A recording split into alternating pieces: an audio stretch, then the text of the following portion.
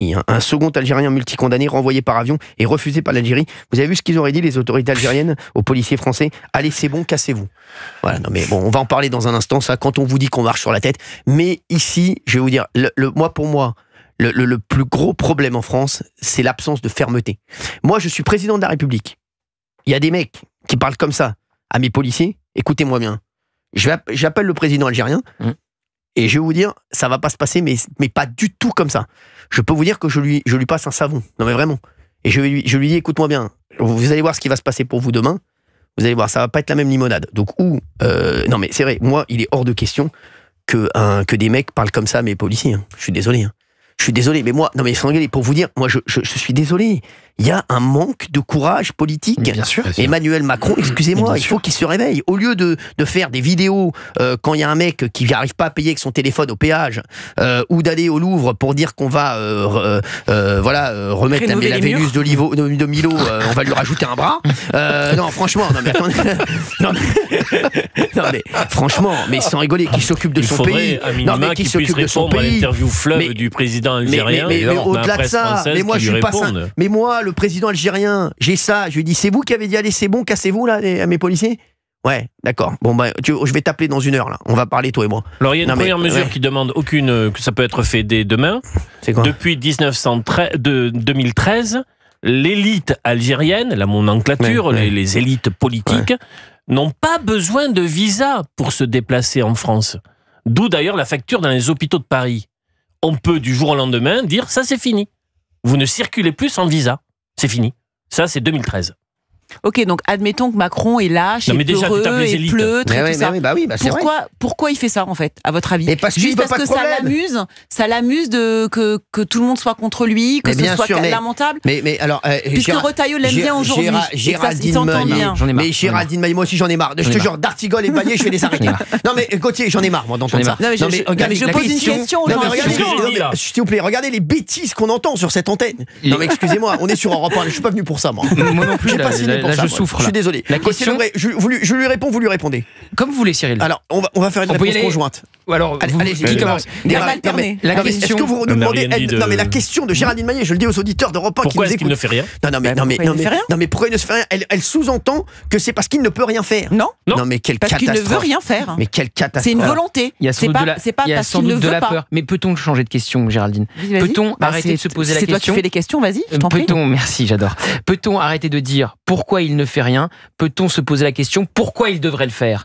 Pourquoi il devrait agir contre l'Algérie? Pour arrêter de se faire humilier tous les jours. Mais bien sûr. Le président algérien, tu sais, les Algériens, là, ils ont un président qui fait une interview fleuve, comme le rappelle Olivier d'Artigol, dans les colonnes de l'Opinion. Très bien, il nous attaque. Il attaque même les médias de Vincent Bolloré. Vincent Bolloré est cité dans l'interview du président algérien. Il nous met une cible dans le dos. Très bien. Nous, on a un président qui ne dit rien, qui est muet. Moi, c'est ce qui me pose le plus de problèmes. C'est pas les attaques du président algérien, c'est le silence d'une autre. Le silence du président français. La question de Géraldine n'est pas indigne. Pourquoi? Non, mais changeons de question. Mais toi, t'as une attitude de plateau télé. C'est comme l'opposition, comme Marine Le Pen et Jordan Bardella. Ils ont une attitude d'opposition. Et le président algérien, il a une attitude de plateau télé. Donald Trump, il a une attitude de plateau télé. Il a une attitude d'aider les Colombiens en 2 heures. Mais c'est normal. La Colombie, c'est un tout petit pays. Il n'y a pas d'enjeu interne par rapport aux États-Unis. Le Canada, c'est un tout petit pays. C'est rien par rapport à la puissance économique. Il a fait céder aussi les Mexicains. Il a retiré les peuples douaniers contre la Chine, c'est pas du tout pareil. Vous allez voir. Géraldine Maillet, nous on n'est même pas capable de vous comparer la Chine et l'Algérie. Mais ça n'a rien à voir. Elle dit n'importe quoi. Ça n'a rien à voir. Mais allez retourner au Parc des Princes. Les Algériens, ils nous doivent 40 millions d'euros pour des frais non payés dans les hôpitaux. Les Algériens, on a l'accord de 68 qui est un accord qui amour pour Emmanuel Macron. Pas du tout, justement. Qui les favorise. Et là, tu nous parles de la Chine, ça n'a aucun rapport. Toi, Gauthier Lebré, toi, t'as la solution. C'est-à-dire qu'aujourd'hui, t'appelles Macron et tu dis pourquoi vous faites pas ça? Bien sûr. Alors, je l'ai en interview, c'est la première question que je lui pose. Oui, d'accord. Et toi, tu penses qu'il sait pas quoi faire, en fait? Moi, c'est. Non, mais alors, punaise, mais il faut que tu arrêtes de tourner. On dirait une fan de Claude François, là. Tu vas le voir avec. Mais c'est toi qui crois que t'as les réponses. Non, mais Géraldine, stop. Laissez parler les gens intelligents. Gauthier Lebré. Non, mais ne m'insultez pas. Non, mais je dis pas ça que pour vous. Je parlais pour les autres aussi. Il rase gratis. moi, c'est pas le sujet. Tu décides de personnifier le sujet. Bon, on s'en fout de moi. Quand vous mettre un peu là-bas. Si tu veux, puisque Marine Le Pen, tu dis, elle est dans l'opposition, donc elle est dans la posture et dans la facilité, donc ça ne me convient pas non plus. Bruno Retailleau, il est ministre de l'Intérieur. Ça te va? Ça t'intéresse? Très bien. Laissez-le parler. Bruno Retailleau demande depuis 3 semaines, et ces histoires des influenceurs algériens, demande à Emmanuel Macron, et depuis l'arrestation de Boualem Sansal, à Emmanuel Macron de prendre la parole. Bruno Retailleau, ministre de l'Intérieur, demande au président de la République de s'exprimer et de prendre des mesures de rétorsion contre l'Algérie, puisque c'est son domaine réservé, celui des affaires étrangères, et c'est lui qui peut décider. C'est même le président algérien qui demande à Macron de prendre la parole maintenant. De s'en prendre à l'élite de ces pays, de couper les visas, l'aide au développement, que sais-je. Bon, Bruno Retailleau le demande. Gauthier Lebras, on s'en fiche. Bruno Retailleau qu'on a reçu. Avec qui qui dîne avec Macron, on est d'accord? Oui. Ok. Donc il va lui demander aussi. Oui. Mais alors, moi aussi, je dîne avec des gens, je leur demande des trucs qu'ils ne font pas. C'est ridicule, ça, comme argument. Il dîne avec Macron. Moi aussi, je dîne avec des gens, je leur demande des trucs qu'ils ne le font pas. Et ils ont des désaccords, oui. Et pourquoi il ne le fait pas? Mais parce que il ne veut pas le faire, parce que ça demande du courage politique. Peut-être y a-t-il de la peur. Peut-être que pour la même raison qu'il n'est pas allé à la marche contre l'antisémitisme, il veut pas prendre des mesures contre l'Algérie. Moi, je vois qu'il y a un président en face qui est un président qui prend la parole, qui nous attaque frontalement, et on a un président, nous, qui dort. Même si tu es dans l'idolâtrie sur Emmanuel Macron.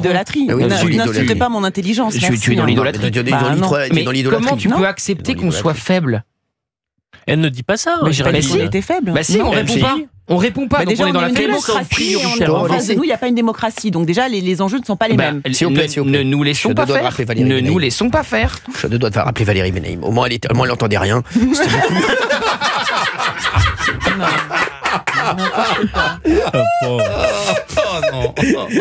Franchement, je suis à 2 doigts de rappeler Valérie Benaïm. Au moins, elle n'entendait rien, on était tranquille. Bon. Non, mais franchement, je peux prendre un deuxième exemple. Attendez, 2 minutes.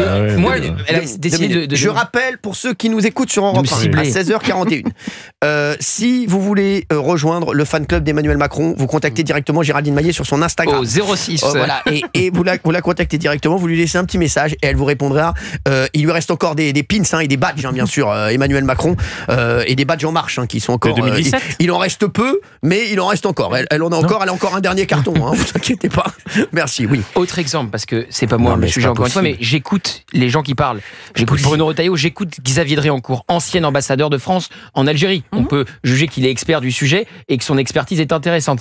Il appelle le président de la République à prendre la parole et à prendre des mesures de rétorsion. Il explique que sur les visas, moi je pensais qu'on avait cédé au bout de 6 mois. Je l'ai reçu sur CNews. Il m'a dit on a cédé au bout de 2 mois. Donc évidemment que ça n'a pas eu d'effet puisque c'est du bluff et qu'on cède en premier. Qu'il y a un rapport de force et le but du jeu, c'est celui qui cède en premier, bon, qui perd. Donc ces experts-là nous appellent à prendre des mesures de rétorsion. Appellent le président à prendre des mesures de rétorsion.